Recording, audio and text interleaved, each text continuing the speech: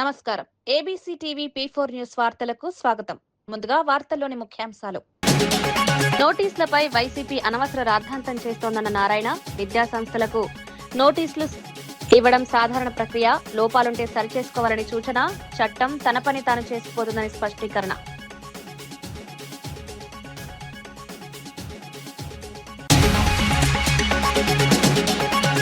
తెలంగాణలో బీఆర్ఎస్ పని అయిపోయిందన్న మహేష్ గౌడ్, పార్లమెంట్ ఎన్నికల ఫలితాల నిదర్శనం, సంక్షేమ పథకాలను చూసి ఓర్వలేక విమర్శలు, కాంగ్రెస్ ప్రభుత్వం ప్రజల కోసం పనిచేస్తోందని వ్యాఖ్య.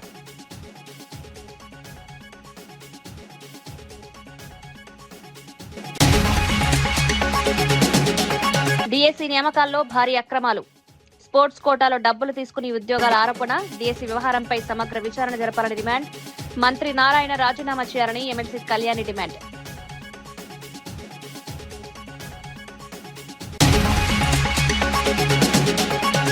చిరంజీవిని కలిసిన బీజేపీ రాష్ట్ర అధ్యక్షుడు రామచందర్, మోదీ పాలన విజయాల పుస్తకం అందజేత, దేశాభివృద్ధి అంశాలపై చర్చ, ఇది మర్యాదపూర్వక భేటీ మాత్రమే అని స్పష్టీకరణ.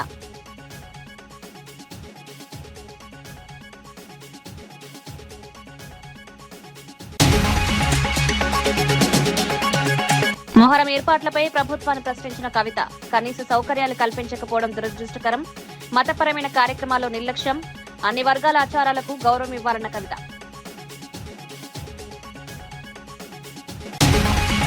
విద్యా సంస్థలకు అధికారులు నోటీసులు ఇవ్వడం సహజ ప్రక్రియనని మంత్రి నారాయణ స్పష్టం చేశారు. చంద్రశేఖర్ రెడ్డి కాలేజీకి నోటీసులు ఇచ్చారని వైసీపీ రోడ్డెక్కి ఆందోళనలు చేయడం సిగ్గుచేటని వ్యాఖ్యానించారు. లోపాలు ఉంటే వాటిని సరిచేసుకోవాలని, రాజకీయ లబ్ధి కోసం వీధి నాటకాలు వేయొద్దని సూచించారు. గతంలో వైసీపీ ప్రభుత్వం నారాయణ విద్యా సంస్థలను కక్షగట్టి వేధించిందని గుర్తు చేశారు. అయితే తమ ప్రభుత్వం ఎవరిపైనా కక్షపూరితంగా వ్యవహరించదని స్పష్టం చేశారు. వ్యాపారవేత్తలు విద్యా సంస్థలకు ఇబ్బందులు కలిగించే ఉద్దేశం లేదన్నారు. టీవీలో వచ్చిందని నాకు గంటా శ్రీనివాస్ గారు ఫోన్ చేసి చెప్పారు. గంటా శ్రీనివాస్ గారు మా వెంకడు ఫోన్ చేసి ఏంది అని అడిగారు. అప్పుడు దాకా నాకే తెలియదు. ఎందుకంటే వాళ్ళ పని ప్రభుత్వం ఏం చేస్తుందో అది చేసుకుంటుంది. నేను మంత్రినే కూడా నా సొంత ఇన్స్టిట్యూషన్, మా పిల్లలు నడుపుతున్న ఇన్స్టిట్యూషన్స్ ఉన్నా ఆడేం జరుగుతుందో నేను పట్టించుకోవటంలా. చట్టం దాని పని చేస్తుంది. రూల్స్ అండ్ రెగ్యులేషన్స్ ఇన్స్టిట్యూషన్ పాటించాలా. అదేవిధంగా వాళ్ళు అధికారులు నోటీసులు ఇచ్చి చేసిన దానికి నారాయణ సారు, ఇంకో ఆయన లేదా ఎడ్యుకేషన్ మినిస్టర్ చేశారు. ఏంది ఇది? దానికి ఎమ్మెల్సీలు అందరిని తీసుకురావటం, దానికి ఒక ధర్నా చేసి హైప్ కావాలనుకోవటం, అట్లా అనుకుంటే నేను ఎన్నో చేసి ఉండాలి. 1924లో నిజంగా నారాయణ ఇన్స్టిట్యూషన్ మీద చేసినవి కానీ నేను కానీ చేస్తుంటే రోజు ప్రెస్లో ఉండేవాడిని. రోజు ఎవ్రీడే ప్రెస్లో ఉండేవాడిని. ప్రతిరోజు ఇన్స్టిట్యూషన్ మీద చేసిన గందరగోళాలకి, ఇచ్చిన నోటీసులకి, వాటికి ప్రతిరోజు నేను ప్రెస్లో ఉండాలా. కానీ ఇన్స్టిట్యూషన్స్ దాని పని చేసుకుంటాయి. అదేవిధంగా ప్రభుత్వం ఏదైనా చేయాల్సి ఉంటే చేస్తారు. దాన్ని హైప్ చేసుకోవటానికి, సొంతగా ఏదో పైకి పోవటానికి, బ్రహ్మాండంగా చూడు నన్ను చేస్తారని చేసుకుంటే ప్రజలు నవ్వుతారు. నేను చెప్తున్నాను కదా, ఇది ప్రజలు అంత తేలిక లేరండి. ప్రజలకి ప్రజా పరిపాలన జరుగుతున్నా లేదా, వాళ్ళకి మంచి చెడు జరుగుతలేదా, వాళ్ళ పనులు అవుతున్నాయా లేదా, వాళ్ళకి ఒక మున్సిపల్ కార్పొరేషన్ ఏరియా అయితే దాంట్లో అన్నీ జరుగుతున్నాయా లేదా, ఇలా చూసుకుంటారు. దాని మీద కాన్సన్ట్రేషన్ చేయాలి. కానీ అసలు నాకు తెలియదు. నిజం చెప్తున్నాను. నేను నెల్లూరు సిటీ ఎమ్మెల్యే అయినా ఇక్కడ జరిగింది నాకు తెలియదు. అది ఎందుకంటే వాళ్ళు చేసే పని వాళ్ళు చేసుకుంటారు. మొన్న సాయంకాలమే నారాయణ ఇన్స్టిట్యూషన్స్ భీమవరం వాళ్ళకి నోటీస్ ఏదో ఇచ్చారని గంటా శ్రీనివాస్ గారు ఆ రోజు నైట్ ఫోన్ చేసి చెప్పాడు నాకు. ఏంది నోటీసులు ఇచ్చారంట, అది యాక్షన్ అంట అంటే నాకు తెలియదా, నేను కనుక్కుంటానన్నా. కనుక్కోలే నేను. ఎందుకంటే ఏదన్నా ఉంటే వాళ్ళు నోటీస్ ఇస్తారు, వీళ్ళు కరెక్ట్ చేసుకుంటారు, ముందుకు పోతారు. అదేవిధంగా ఏదైనా ఇన్స్టిట్యూషన్స్ మీద ఎవ్వరు, ఈ ప్రభుత్వం అయితే గడ్జి ప్రభుత్వం కాదు. ముఖ్యమంత్రి గారు చాలా క్లారిటీ ఇచ్చారు. ప్రశాంతంగా రాష్ట్రం ఉండాలి, ప్రశాంతంగా జిల్లాలు ఉండాలి, ప్రజలందరూ హ్యాపీగా ఉండాలి. అయితే చట్టంలో తప్పు చేసిన వాళ్ళు ఎవరిని క్షమించేది ఉండదు. కాబట్టి ఇది ఆయన సొంతగా హైప్ చేసుకోవడానికి ఎమ్మెల్సీని తీసుకొచ్చి గందరగోళం చేసుకుంటే ప్రజలన్నీ చూస్తున్నారు. Thank you. ఇన్స్టిట్యూషన్ అయినా ఎక్కడైనా రూల్స్ అండ్ రెగ్యులేషన్స్ పాటించుకుంటే పిల్లలు ఇబ్బంది పడతారని తెలిసిందే. 2019-24లో శ్రీధర్ రెడ్డి వచ్చి మా క్యాంపస్లో కూర్చున్నాడు. ఈరోజు మీతో మాట్లాడుతున్నా. నేను నోరెత్తి కూడా మాట్లాడాల. ఇప్పుడు ఎమ్మెల్యే శ్రీధర్ రెడ్డి గారు ఎన్డీఏ దాంట్లో ఉండే శ్రీధర్ రెడ్డి గారు నారాయణ ఇన్స్టిట్యూషన్ ఒక ఇన్స్టిట్యూషన్లో ఆయన కూర్చున్నాడు. నేను నోరు ఎత్తలా, ఎందుకంటే డిఈఓల్ని ఎంఈఓని పిలిచాడు, రూల్స్ రెగ్యులేషన్స్ అన్ని చూడమన్నారు, చూశారు, వదిలేశారు. నేను నోరు కూడా ఎత్తలే అసలు. ఈరోజు మాట్లాడుతున్నా, ఆ రోజు నోరు కూడా ఎత్తలే. నేను ఆ రోజు హెల్ప్ చేయాలైతే సీఎం గారికి చెప్పి సీఎం ద్వారానే అందరినీ తీసుకొచ్చి ఎమ్మెల్యేలు అందరినీ రద్దు చేసి ఉండొచ్చు. కాబట్టి ఏదైతే ఇన్స్టిట్యూషన్స్ నడుపుకుంటున్నారో, వ్యాపారాలు చేసుకుంటున్నారో, వాళ్ళ వ్యాపారాలు వాళ్ళ ఇన్స్టిట్యూషన్ వాళ్ళు చేసుకోవటం ఈ ప్రభుత్వం ఎవ్వరి మీద గ్రెడ్జి తీసుకోదు. ఈరోజు నెల్లూరులో చూస్తున్నారు, ఏ వ్యాపారస్తుని మేము ఇబ్బంది పెట్టాలా, వాళ్ళు ఏ పార్టీ అయినా ఇబ్బంది పెట్టాలా. మీరు బాగా వ్యాపారాలు చేయండి, బాగా సంపాదించుకోండి, రాష్ట్రానికి ట్యాక్సులు కట్టండి, రాష్ట్రం ఆర్థికంగా డెవలప్ అవుద్ది. ఆర్థికంగా డెవలప్ అయితే మేము సంక్షేమ అభివృద్ధి రెండు చేస్తామనే నినాదంతో ముందుకు పోతాం. ఏపీ దేవాదాయ శాఖ మంత్రి ఆనం రామనారాయణ రెడ్డి షిరిడి సాయి ఆలయాలపై కీలక వ్యాఖ్యలు చేశారు. పౌరాణిక గ్రంథాలు, హిందూ ధర్మశాస్త్రాల్లో షిరిడి సాయికి సంబంధించిన ప్రస్తావన లేదని పేర్కొన్నారు. వైదిక ప్రమాణాలు, ఆగమ శాస్త్రాల ప్రకారం అక్కడ పూజలు నిర్వహించబడవన్నారు. అందువల్ల టీటీడీ శ్రీవాణి ట్రస్ట్ నిధులను షిరిడి సాయి ఆలయాల నిర్మాణం లేదా అభివృద్ధికి కేటాయించే అవకాశం లేదని స్పష్టం చేశారు. దేవాలయాల అభివృద్ధి విషయంలో ఆగమ శాస్త్రాలను తప్పనిసరిగా పాటించాలని పేర్కొన్నారు. ఈ వ్యాఖ్యలు భక్తుల్లో చర్చనీయాంశంగా మారాయి. వైదిక ప్రమాణాలు, ఆగమ శాస్త్రాల ప్రకారం అయితే హిందూ ధర్మాదాయ దేవాదాయ ఆలయాలు వాటి పరిరక్షణలోనే ఈ యొక్క శాఖ పనిచేయాలి. షిర్డీ సాయి భక్తులు కూడా హిందువులు ఉన్నారు, ఇతర మతస్థులు ఉన్నారు. సమాజంలో అనేక మంది షిర్డీ సాయి భక్తులు, సేవకులుగా ఉన్నారు. కాబట్టి మొదటి నుంచి పౌరాణిక శాస్త్రాలు మన పురాణ గ్రంథాల్లో చూస్తే షిర్డీ సాయి ఆనాడు ఈ యొక్క పౌరాణిక హిందూ ధర్మశాస్త్రాల్లో లేరు. ఉన్నటువంటి వారిని పరిరక్షించడానికి ఆగమ శాస్త్రాలు, వైదిక శాస్త్రాల ఆలోచన ప్రకారమే మనం ఈనాడు వాటిని వృద్ధి చేయడానికి, సనాతన ధర్మాన్ని కాపాడడానికి పనిచేస్తున్నాం. షిర్డీ సాయి ఆలయాలు ఎక్కడ ఏర్పడినా మీరు అన్నట్లు హిందువులు ఉన్నారు, అనేక మతస్థులు ఉన్నారు. అలాగే అనేక రకాలుగా ఆలయాలకి ఆర్థిక స్తోమతలు అందించేటువంటి అనేక మంది ఉన్నారు. కాబట్టి ఆలయాలు వాళ్ళు అభివృద్ధి చెందుతూనే ఉన్నాయి, వాళ్ళు దగ్గరుండి వాటిని పోషించుకుంటున్నారు.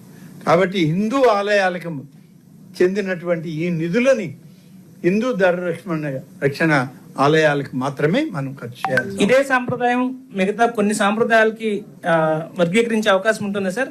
మిగతా ఇట్లాంటి ఈరోజు షిరిడి అయింది, కొంత ఆందోళన ఉండొచ్చు, మరికొన్ని దేవాలయాలకి ఈ సాంప్రదాయాలను ఏమన్నా ఎక్స్టెండ్ చేసే అవకాశం ఉందా?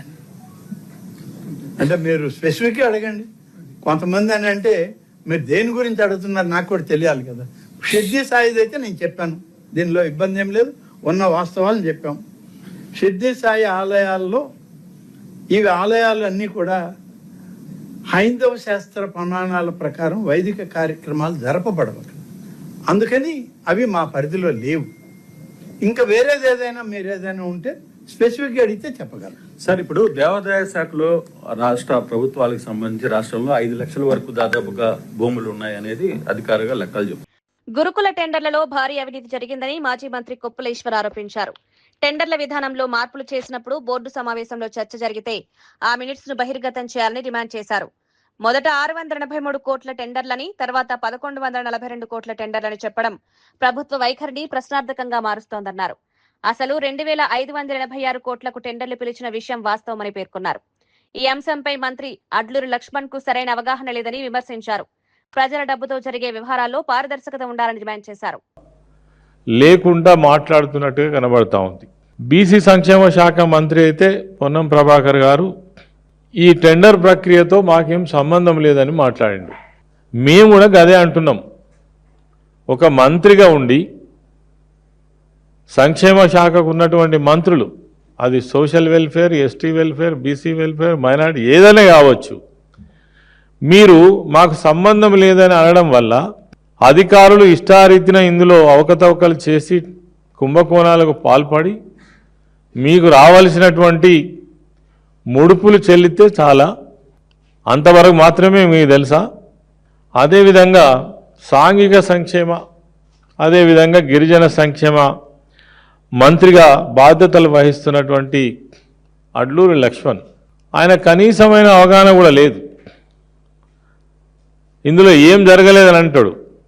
అరే ఈ టెండర్ డాక్యుమెంట్స్ ఏవైతే ఉన్నాయో దీంట్లో జరిగినటువంటి అవకతవకల గురించి క్లియర్గా మేము చెప్తున్నప్పటికీ కూడా వాటిపైన మాట్లాడకుండా తనకు దోచింది మాట్లాడుతున్నాడు.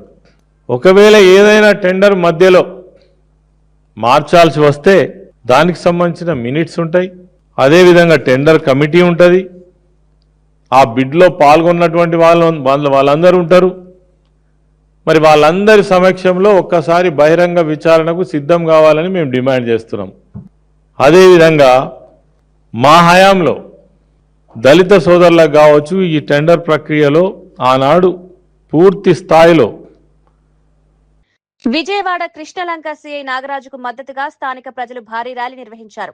ఆయనపై చేసిన వ్యాఖ్యలు నమోదు చేసిన కేసులను తీవ్రంగా ఖండించారు. గత 3 ఏళ్లుగా గంజాయి, బ్లేడ్ బ్యాష్లపై కఠిన చర్యలు తీసుకున్న అధికారిగా నాగరాజు గుర్తింపు పొందారని తెలిపారు. ప్రజల కోసం 24 గంటలు పనిచేసే నిజాయితీ గల అధికారిపై కేసులు పెట్టడం సరైంది కాదన్నారు. ఇలాంటి అధికారులను ఇబ్బంది పెడితే చట్ట వ్యవస్థ దెబ్బతింటుందని హెచ్చరించారు. సిఐ నాగరాజును నిర్దోషిగా ప్రకటించి న్యాయం చేయాలని డిమాండ్ చేశారు. ఏ పోలీసుడండి 24 గంటలు ఇంటూ 7 పనిచేసే వ్యక్తి అది సిఐ గారు నాగరాజు గారు ఒక్కరేనండి.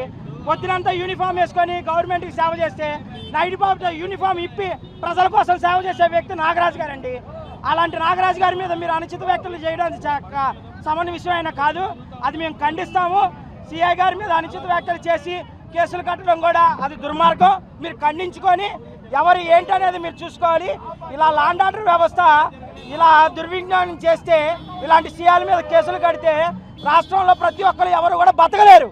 మీరు అది నిర్ణయించుకొని మీరు గవర్నమెంట్ వారు సిఐ గారిని నిర్దోషిగా ప్రకటించాలని చెప్పి మేము కోరుతాం, డిమాండ్ చేస్తాం. మా ప్రజా సమస్యలను తెలుసుకునే వ్యక్తులు ప్రజాస్వామ్యంలో ఉంటే ఒక గవర్నమెంట్ ఎంప్లాయీ వ్యక్తి వచ్చి ప్రజాస్వామ్యానికి వ్యతిరేకంగా కాకుండా ప్రజల దుర్వినియోగం ఇచ్చేయకుండా ప్రజలు కాపాడే వ్యక్తి ఆ గవర్నమెంట్ ఎంప్లాయీ ఒకడే. అది పోలీస్ డిపార్ట్మెంట్లో హోంశాఖలో ఉన్న సిఐ గారు నాగరాజు లాంటి వాళ్ళని. ఇదే రాణిగారి తోటలో నా చిన్నప్పుడు నేను పల్లపరాజు గారిని చూశాను. ఆ పల్లపరాజు గారిని ధీటుగా తర్వాత మళ్ళీ చూడాల్సిన వ్యక్తి ఎవరైనా ఉన్నారంటే సిఐ నాగరాజు. అలాంటి సిఐ నాగరాజు గారి మీద మీరు అనుచిత వ్యక్తులు మీరు ఎప్పుడూ చూడకూడదు. అందుకనే మీరు ఖచ్చితంగా తగిన న్యాయం చేకూర్చాలని మేము ప్రభుత్వానికి డిమాండ్ చేస్తున్నాం ప్రజల తరపున. నా పేరు సాయి అండి. కాంగ్రెస్ నేత కోట నీలిమపై అనుచిత వ్యాఖ్యలు చేసిన బీఆర్ఎస్ నాయకుడు సురేష్ గౌడ్ను అరెస్ట్ చేయాలని కాంగ్రెస్ నాయకులు నిరసన చేపట్టారు. ఎస్ఆర్ నగర్ పోలీస్ స్టేషన్ సమీపంలో ఆందోళన నిర్వహించిన నేతలను పోలీసులు అదుపులోకి తీసుకుని సనత్ నగర్ పోలీస్ స్టేషన్ కు తరలించారు. మహిళా నాయకురాలిపై అవమానకర వ్యాఖ్యలు చేయడం తీవ్రంగా ఖండిస్తున్నామని కాంగ్రెస్ నేతలు పేర్కొన్నారు. మహిళలను గౌరవించని వ్యక్తిపై కఠిన చర్యలు తీసుకోవాలని డిమాండ్ చేశారు. చట్ట ప్రకారం సురేష్ గౌడ్ను కోర్టులో హాజరుపరుస్తామని పోలీసులు తెలిపినట్లు వెల్లడించారు.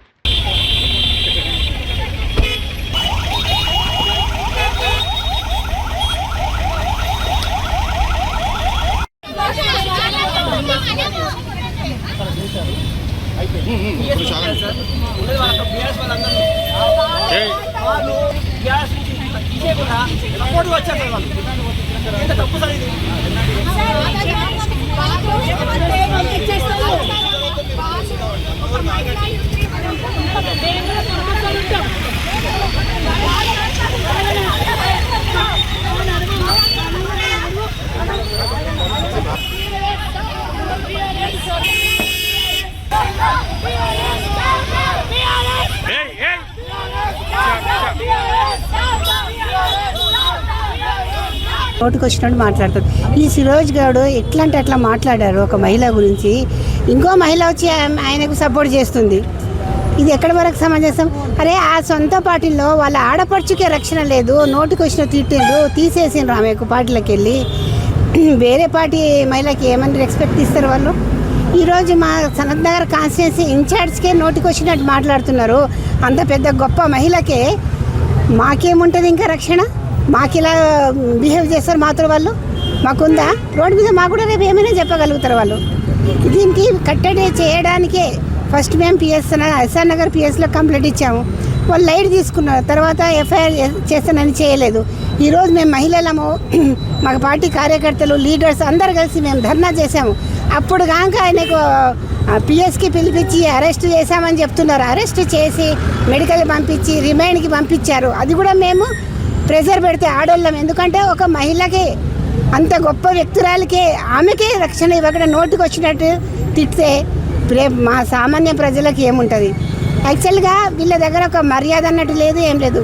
ఆయనకు నోటి దూల ఎక్కువ ఉంది. సురేష్ గౌడ్కి డబ్బు అహంకారం ఉన్నది. ఆ అహంకారము పార్టీ బలం చూసుకొని ఈ 10 ఏళ్ళు ఇట్లనే చేశారు, ఇప్పుడు ఇలానే చేస్తున్నారు. వాళ్ళకి ఇలాగైనా కట్టడి కావాలనేసి మేము పోరాడి ఆయనకు రిమాండ్కి పంపించాం. ఇంకా ఆయనకు జైలు వేస్తే మేము చాలా మహిళలందరూ చేస్తాం. రేపు ఒకవేళ జైల్లో ఉన్నాడని తెలిస్తే మేము మిఠాయిలు పంచుతాం అంతా. ఓకేనా?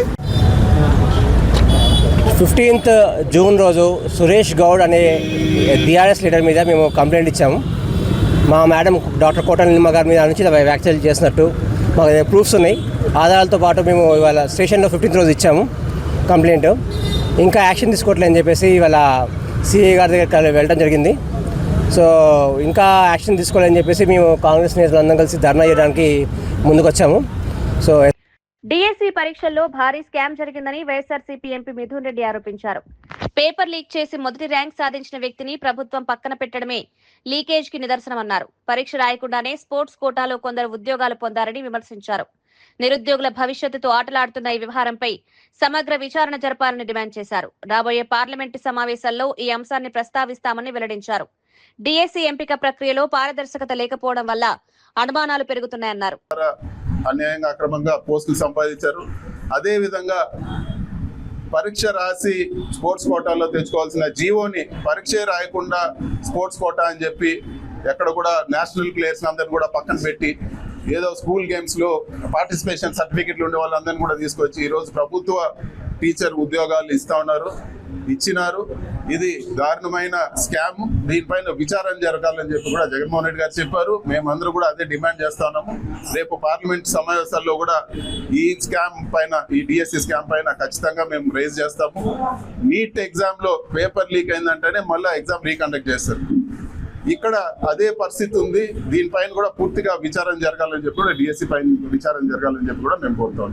తెలంగాణలో బీఆర్ఎస్ పార్టీ రాజకీయంగా ముగిసిపోయిందని టీపీసీసీ చీఫ్ మహేష్ కుమార్ గౌడ్ వ్యాఖ్యానించారు. ప్రజల ఆస్తులపై కన్నేసిన కారణంగానే ప్రజలు ఆ పార్టీని తిరస్కరించారని ఆరోపించారు. పార్లమెంట్ ఎన్నికల్లో 0 సీట్లు రావడం ప్రజల తీర్పుకు నిదర్శనమన్నారు. సీఎం రేవంత్ రెడ్డి నేతృత్వంలో అమలు చేస్తున్న సంక్షేమ పథకాలను చూసి ఓర్వలేక కేటీఆర్, హరీష్ రావు విమర్శలు చేస్తున్నారని మండిపడ్డారు. కాంగ్రెస్ ప్రభుత్వం ప్రజల కోసం పనిచేస్తోందని చెప్పారు. అభివృద్ధి, సంక్షేమ కార్యక్రమాల ఫలితాలు ప్రజలకు చేరుతున్నాయని పేర్కొన్నారు. 2023లో వారి అధికారులు దించేసి రేవంత్ రెడ్డి గారి నేతృత్వంలో కాంగ్రెస్ పార్టీ అధికారులు తీసుకొచ్చారు. దాని తర్వాత జరిగిన పార్లమెంట్ ఎన్నికలు 0 సీట్లు ఇచ్చినారు. అర్థం చేసుకోండి, తెలంగాణ రాష్ట్రంలో బీఆర్ఎస్ పార్టీ నౌకలు చెల్లిపోయినాయి. ఇవాళ 2.5 సంవత్సరాల కాంగ్రెస్ పార్టీ ఇస్తున్నటువంటి సంక్షేమం గిట్టని వారు, దాన్ని చూసుకొని తడుచుకున్న వారు రకరకాల ఆరోపణలు చేస్తారు. అది కేటీఆర్ కావచ్చు, హరీష్ రావు కావచ్చు, మిగతా టీఆర్ఎస్ నాయకులు కావచ్చు. మేము విమర్శ చేసేటప్పుడు అది సైతంగా ఉండాలి. అసలు ఎక్కడున్నారు కేసీఆర్ గారు? ప్రజాక్షేత్రంలో ముఖ్యమంత్రి తర్వాత ప్రతిపక్ష నాయకుడు అంత హోదా, అంతే బాధ్యత. ఆ బాధ్యత మర్చినారు. వీళ్ళు రోడ్డు పని తిరుగుతూ ఉన్నారు. ఏం చెప్పినా ప్రజలకి రావాల్సింది, ప్రజలు కోరుకున్నది ఇవాళ దొరుకుతున్నది. కాబట్టి క్షేత్రస్థాయిలో సామాన్యుడు కాంగ్రెస్ పార్టీ పట్ల సంతృప్తిగా ఉన్నారు. ఈ రాష్ట్రంలో ఏ ఎన్నిక జరిగినా, ఎప్పుడు జరిగినా కాంగ్రెస్ పార్టీ అత్యంత స్థానాన్ని గెలుచుకుంటుంది. బండి భగీరథ్ కోసం మహేంద్ర యూనివర్సిటీ ప్రత్యేకంగా పరీక్షలు నిర్వహించడం అనుమానాలకు తావిస్తోందని BRS general secretary RS Praveen Kumar ఆరోపించారు. చర్లపల్లి జైల్లోనే అంబేద్కర్ ఓపెన్ యూనివర్సిటీ పరీక్షా కేంద్రం ఉన్నప్పటికీ ప్రత్యేక ఏర్పాట్లు ఎందుకు చేశారో ప్రభుత్వం చెప్పాలని డిమాండ్ చేశారు. పోలీస్ భద్రత మధ్య పరీక్షలు రాయించే అవకాశం ఉన్నప్పటికీ అలా జరగలేదని పేర్కొన్నారు. బెయిల్ పిటిషన్ బయటకు వచ్చినప్పటికీ బెయిల్ ఆర్డర్ ఎందుకు బయటకు రాలేదని ప్రశ్నించారు. బండి భగీరథ్ ను రక్షించే ప్రయత్నం జరుగుతుందనే అనుమానాలు వ్యక్తమవుతున్నాయన్నారు. ఈ వ్యవహారంపై పూర్తి వివరాలు ప్రజలకు తెలియజేయాలని ప్రభుత్వాన్ని డిమాండ్ చేశారు. ఈ రోజు ఈయనకేంది ఇంటరిం బెయిల్ ఇస్తున్నారు? First point. సెకండ్ పాయింట్, లేదయ్యా ఈ ఎగ్జామ్ జైల్లో కూర్చొని రాయడానికి వీలు కాదు, దీనికి రకరకాల కార్యక్రమాలు ఉంటాయి, అందుకొరకు ఈయన యూనివర్సిటీ రాయాలంటే అప్పుడు ఏం చేస్తారంటే జైలు వాళ్ళు ఏం చేసినా కోర్టు పర్మిషన్తోనే చేయాలి. జైలు వాళ్ళు మా దగ్గర సెంటర్ పెట్టలేము అని చెప్పి ఒక అఫిడవిట్ ఫైల్ చేస్తే అప్పుడు కోర్టు వాళ్ళు మీరు ప్రిజనర్ను పొద్దున పోలీసు పహారాలో తీసుకొని పోండి, మహేంద్ర యూనివర్సిటీలో ఎగ్జామ్ రాయించండి, దాని తర్వాత ఎగ్జామ్ రాసిన వెంటనే మళ్ళీ జైలుకే తీసుకొని రండి అని చెప్తారు. మళ్ళీ 23 జూన్ నాడు మళ్ళీ పొద్దున తీసుకొని పోండి, 23 సాయంత్రం మళ్ళీ జైలుకే తీసుకొని రండి అంటారు. 24 అదే చేయమంటారు, 25 అదే చేయమంటారు. జనరల్గా జరిగే ప్రాక్టీస్ ఇదే. ఇందులో ఏది రూల్కి వ్యతిరేకంగా చెప్పడం లేదు నేను. లేకపోతే మహీంద్రా యూనివర్సిటీనే, అంబేద్కర్ ఓపెన్ యూనివర్సిటీ, ఉస్మాన్ యూనివర్సిటీలు ఏ విధంగా స్టడీ సెంటర్ పెడతారో అదే యూనివర్సిటీ అధికారులందరూ వచ్చి జైల్లో సెంటర్ పెట్టవచ్చు. ఏమున్నది, మంచి హ్యాపీగా రాసుకోవచ్చు. అదే కావేరీ బ్లాక్లో కూర్చొని చాలా హ్యాపీగా కూర్చొని రాసుకోవచ్చు. లేకపోతే జైలు సూపరింటెండెంట్ రూమ్లోనే మేము ఎంతమందిని చూడడానికి పోలేదు, చాలా బాగుంటుంది, టేబుల్ ఉంటుంది, చైర్ ఉంటుంది, చాలా చల్లగా ఉంటుంది వాతావరణం, అక్కడ కూర్చొని చాలా చక్కగా రాసుకోవచ్చు. ఏ డిస్టర్బెన్స్ ఉండదు, ఈ ట్రాఫిక్ రోదా ఉండదు, ఏముండదు. అంత ప్రశాంతమైన వాతావరణంలో ఇదే మహీంద్రా యూనివర్సిటీ పోయి అక్కడే రాయొచ్చు. కానీ ఇక్కడ ఏవీ జరగలేదు. నేను ఇవన్నీ మాన్యువల్ డౌన్లోడ్ చేసి వాటిని చూసి ఈరోజు నేను మాట్లాడుతున్నా. 2023 బ్యాక్లాగ్స్ ఎన్ని ఉన్నాయి, 2024 తెలంగాణ జాగృతి వ్యవస్థాపకురాలు కల్వకుంట్ల కవిత హైదరాబాద్ లోని చారిత్రాత్మక బీబీకా అలావాను సందర్శించి ప్రత్యేక ప్రార్థనలు చేశారు. అనంతరం రాష్ట్ర ప్రభుత్వంపై తీవ్ర విమర్శలు గుప్పించారు. మొహరం పండుగ సందర్భంగా కనీస సౌకర్యాలు కూడా కల్పించకపోవడం దురదృష్టకరమన్నారు. ఊరేగింపు, ఏనుగు వివాదంలో ప్రభుత్వం వ్యవహరిస్తున్న తీరు సరైంది కాదని విమర్శించారు. మతపరమైన కార్యక్రమాల నిర్వహణలో ప్రభుత్వం మరింత బాధ్యతగా వ్యవహరించాలని సూచించారు. అన్ని వర్గాల ప్రజల ఆచారాలకు గౌరవం ఇవ్వాల్సిన బాధ్యత ప్రభుత్వంపై ఉందన్నారు. మొహరం ఏర్పాట్లలో నిర్లక్ష్యం తగదని హెచ్చరించారు. The spirit of Imam Hussain Sahab, and we have to make sure that in Telangana and in India the development will only happen by cooperating with each other, by making sure that there is peace at all times among all the communities, and a very progressive thought process should be a part of our thinking and culture. And here in Telangana, the Muharram arrangements have always been delayed by the Congress government. Every year, unfortunately, we had to remind them that you need to provide the elephant for the procession, you need to give facilities to the Ashur Khanas. It is unfortunate that such a huge gathering is there of the community and the government is not being able to provide minimum facilities. It should go through Green Channel. The community leaders do not have to remind them every year. It is very unfortunate situation here, but I wish and pray that the community and everybody will prosper together in Telangana. Thank you. Jai Telangana. जय शब्बीर अली तेलंगाना के adviser थे, वो elephant खरीदते बोल के बोले जी, ये साल भी एलिफेंट तेलंगाना गवर्नमेंट खरीदने के लिए फेल हो गई. जी बिल्कुल, that's what I am saying कि एलिफेंट का लास्ट ईयर भी मुझे ही रिमाइंड करना पड़ा कि सर प्रोसेशन का टाइम हो रहा है, इंतजामात का टाइम हो रहा है, आज तक एलिफेंट आया नहीं है. तब उन्होंने बोला था कि हम खरीदेंगे, लेकिन आज तक तो खरीदा नहीं है. इस बार भी रेंट पे लिया है. एक श्रीदेवी नाम का एलिफेंट को केरला से इस बार लेके आए हैं, लेकिन ये ठीक नहीं है. हमें हैदराबाद में अपना एक एलिफेंट होना चाहिए जैसे पहले होता था. तो मैं गवर्नमेंट से यही डिमांड करूँगी कि अपना हाथी हमारे पास होना चाहिए. हाथी खरीद लीजिए, मुहर्रम में भी रहेगा और कोनालू के टाइम पे भी आता है. जैसे ज़माने से आ रहा है, हुजूर निज़ाम के ज़माने से जैसे आ रहा है, उसी तरीके का हमें अपनाना चाहिए. Thank you. Thank you. जय Telangana. Today is Muharram. Muharram reminds us of the Telangana రాష్ట్ర అధ్యక్షుడు ఎన్ రామచంద్రరావు టాలీవుడ్ మెగాస్టార్ చిరంజీవిని ఆయన నివాసంలో మర్యాదపూర్వకంగా కలుసుకున్నారు. ప్రధాని నరేంద్ర మోదీ ప్రభుత్వానికి 12 సంవత్సరాలు పూర్తయిన సందర్భంగా దేశ అభివృద్ధి, సాధించిన విజయాలపై రూపొందించిన పుస్తకాన్ని చిరంజీవికి అందజేశారు. ఈ సందర్భంగా సమాజం, సంస్కృతి, సినిమా రంగం, దేశ నిర్మాణం వంటి అంశాలపై చర్చించినట్లు తెలిపారు. ఈ భేటీ పూర్తిగా మర్యాదపూర్వకమైందేనని, రాజకీయాలకు సంబంధం లేదని స్పష్టం చేశారు. దేశ అభివృద్ధి ప్రయాణంపై ప్రముఖ వ్యక్తులకు అవగాహన కల్పించే కార్యక్రమంలో భాగంగానే ఈ సమావేశం జరిగిందన్నారు. చెప్పడం జరిగింది. అందరికీ నరేంద్ర మోదీ గారు చేసినటువంటి పనులు బుక్లెట్స్ ఇస్తున్నాం. దీనికి రాజకీయాలకు సంబంధం లేదు. డిఎస్సి నియామకాల్లో ముమ్మాటికి అక్రమాలు జరిగాయని ఎమ్మెల్సీ కళ్యాణి ఆరోపించారు. డబ్బులు తీసుకుని స్పోర్ట్స్ కోటాలో ఉద్యోగాలు ఇచ్చారని విమర్శించారు. విద్యాశాఖ మంత్రి నారాయణకు చెందిన విద్యా సంస్థల్లో సగానికి సగం అనుమతులు కూడా లేవని పేర్కొన్నారు. నిబంధనల ప్రకారం వ్యవహరిస్తే అనేక విద్యా సంస్థలు మూతపడే పరిస్థితి వస్తుందన్నారు. డిఎస్సి వ్యవహారంపై సమగ్ర విచారణ జరపాలని డిమాండ్ చేశారు. విద్యాశాఖలో పారదర్శకత లేకపోవడం వల్ల నిరుద్యోగులకు అన్యాయం జరుగుతోందని ఆవేదన వ్యక్తం చేశారు. దాడులు చేస్తూ ఉన్నారంటే ఎంత దారుణంగా వీళ్ళు దిగజారిపోయారో అర్థమవుతూ ఉంది. లోకేష్ గారికి, నారాయణ గారికి ఒకటే చెప్తూ ఉన్నాను, నిజంగా మీకు చిత్తశుద్ధి ఉంటే సిబిఐ ఎంక్వైరీ వేయండి, అంతేగాని ఇలాంటి వ్యక్తిగత వ్యాపార సంస్థల మీద దాడులు చేయించడం చాలా తప్పు. ఇదే ధోరణి రేపొద్దున మళ్ళీ 2029లో మా గవర్నమెంట్ రాబోతుంది.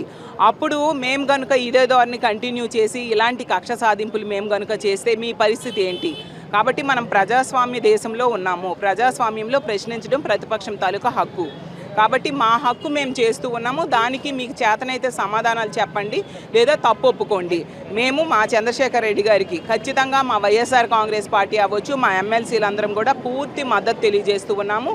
మేము ఎలాంటి అక్రమ దాడులు చేసినా ఎవరు భయపడే ప్రసక్తే లేదు. ప్రభుత్వాన్ని ప్రశ్నిస్తూనే ఉంటాము. ప్రజల తరపున పోరాటం చేసి పక్షులు ఉంటాయి, ఒక పక్షికి ఏదైనా దెబ్బ తగిలితే మిగిలిన వచ్చి గుమ్ముగూడతాయి. అదేవిధంగా మా తోటి ఎమ్మెల్సీ మీద ఈ విధంగా కక్ష సాధింపు చర్యలు తీసుకుంటున్నారు. కాబట్టి అతనికి మద్దతుగా ఉండడం కోసం మా ఎమ్మెల్సీలందరం ఈరోజు రావడం జరిగింది. జగనన్న కూడా పూర్తి మద్దతు ఉంది. మా పార్టీ మద్దతు కూడా చంద్రశేఖర్ రెడ్డి గారికి ఉంది. ఇలాంటి తప్పుడు దాడులు కనుక కంటిన్యూ చేస్తే తీవ్రమైన పరిణామాలు ప్రభుత్వం ఎదుర్కోబోతుందని తెలియజేస్తున్నాను.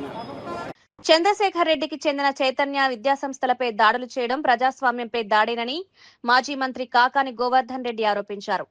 కూటమి ప్రభుత్వం కక్ష సాధింపు రాజకీయాలకు పాల్పడుతోందని విమర్శించారు. వైసీపీ నాయకులు ఇలాంటి వేధింపులకు భయపడబోరని స్పష్టం చేశారు. విద్యా సంస్థలను లక్ష్యంగా చేసుకుని రాజకీయ ఒత్తిళ్లు తీసుకురావడం సరికాదన్నారు. తమ ఆందోళనకు ఎమ్మెల్సీ, విద్యావేత్తలు, విద్యార్థి సంఘాల నేతలు మద్దతు తెలుపుతున్నారన్నారు. ఈరోజు కృష్ణ చైతన్య కాలేజీలకు సంబంధించి నెల్లూరు జిల్లాలో ఒక బ్రాండ్ ఉంది. నాకు తెలిసి నేను జిల్లా పరిషత్ చైర్మన్గా ఉన్నప్పటి నుంచి ఈ రోజు వరకు ఎంతోమంది అనాథ బిడ్డలు, డబ్బు లేనటువంటి వాళ్ళు, ఫీజులు కట్టలేమని చెప్పినటువంటి వాళ్ళకి ఉచితంగా విద్యను అందించినటువంటి ఆ సంస్థ చంద్రశేఖర్ రెడ్డి గారి ఆధ్వర్యంలో అనేక రకాలుగా వృద్ధిలోకి రావడం జరిగింది. జనాలకు నమ్మకం కుదిరింది. బ్రహ్మాండమైనటువంటి నిష్ణాతులైనటువంటి ఉపాధ్యాయులు ఉన్నారు, టీచర్లు ఉన్నారు అనేటువంటిది కలిగిన తర్వాత అడ్మిషన్స్ పెరగడం ప్రారంభించింది. చంద్రశేఖర్ రెడ్డి గుణాలను చూసి నెల్లూరు జిల్లా ప్రజలు ఆకర్షింపబడ్డారు. ఎమ్మెల్సీ కన్నా ముందు ప్రతిష్టాత్మకమైనటువంటి ఈ జిల్లా రెడ్ క్రాస్ సొసైటీ చైర్మన్గా పనిచేశాడు. ఆ తర్వాత ఇండిపెండెంట్గా ఎమ్మెల్సీగా గెలిచిన తర్వాత జగన్మోహన్ రెడ్డి గారి పట్ల ఆకర్షితుడే వైఎస్ఆర్ కాంగ్రెస్ పార్టీలోకి రావడం జరిగింది. ఈరోజు వైఎస్ఆర్ కాంగ్రెస్ పార్టీ శాసనమండలి సభ్యుడిగా నెల్లూరు నగర నియోజకవర్గానికి ఇన్ఛార్జిగా వ్యవహరిస్తుంటే డిఎస్సీ మీద మిమ్మల్ని ప్రశ్నిస్తే వాటికి సమాధానం చెప్పేటువంటి ధైర్యం లేక, సమాధానం చెప్పలేక ఈరోజు ఆ విద్యా సంస్థల మీద దాడులు చేయడం అనేటువంటిది హేయమైనటువంటి చర్య. ఏది ఏమైనా తిరుపతిలో వైసీపీ నేత భూమన కరుణాకర్ రెడ్డిపై ఎమ్మెల్యే ఆరణి శ్రీనివాసులు తీవ్ర స్థాయిలో విమర్శలు గుప్పించారు. సాయి కృష్ణ వ్యవహారాన్ని వైసీపీ అనవసరంగా రాజకీయ కోణంలో చూస్తోందని ఆరోపించారు. తిరుపతిలో భూమన కుటుంబం కోట్ల రూపాయల ప్రజాధనం దోచుకుందని, వారి అక్రమాలు త్వరలోనే బయటపడతాయన్నారు. నగరంలో టీడీఆర్ బ్రాండ్ల కుంభకోణం కూడా వెలుగులోకి వస్తుందని పేర్కొన్నారు. తిరుపతిని గంజాయి కేంద్రంగా మార్చి యువతను మాదక ద్రవ్యాల బారిన పడేలా చేశారని ఆరోపించారు. కాపులను వెన్నుపోటు పొడిచిన పార్టీ వైసీపీనేనని విమర్శించారు. కాపుల సంక్షేమానికి కూటమి ప్రభుత్వం పూర్తిగా కట్టుబడి ఉందని స్పష్టం చేశారు. ముఖాముఖి జరపడం తెలిసిన విషయమే.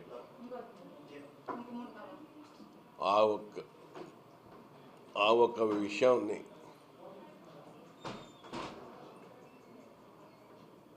వైఎస్ఆర్ కాంగ్రెస్ పార్టీ కాపు నాయకులు కొంతమంది కోనసీమలో నిన్న రాష్ట్ర వ్యాప్తంగా వైఎస్ఆర్ కాంగ్రెస్ పార్టీలో ఉన్న మాజీ ఎమ్మెల్యేలు, మాజీ మంత్రులు కొంతమంది కోనసీమ ప్రాంతం జిల్లాలో సమావేశం కావడం, అక్కడ జరిగినది అంశం వేరే అయితే వీళ్ళు మాట్లాడే అంశం చాలా విడ్డూరంగా వచ్చింది. అందులో ముఖ్యంగా కాపులకు ఎన్డీఏ కూటమి ప్రభుత్వం కాపుల సంక్షేమానికి కట్టుబడి ఉంది. దీంట్లో ఏమాత్రం అనుమానాలు లేవు. దాదాపు ఎన్డీఏ కూటమి ఎన్నికల్లో ఇచ్చిన వాగ్దానాలని, సంక్షేమ అన్నిటిని కూడా ఒకటి తర్వాత ఒకటి అమలు చేస్తూ ఉంది. ఈ 2 ఏళ్ల కాలంలో కూటమి ప్రభుత్వము ఎన్నికల మేనిఫెస్టోలో ఇచ్చిన అన్నిటినీ కూడా నిర్వహిస్తూ ఉంది. దాదాపు 90% అమలు చేయడం కూడా జరిగింది. కాపులను వెన్నుపోటు పోల్చిన చరిత్ర వైఎస్ఆర్ కాంగ్రెస్ పార్టీది. 2014, 2019లో అప్పటి తెలుగుదేశం ప్రభుత్వం రాష్ట్ర వ్యాప్తంగా కూడా కాపులకు మరిన్ని వార్తలతో మళ్ళీ కలుద్దాం. నమస్కారం.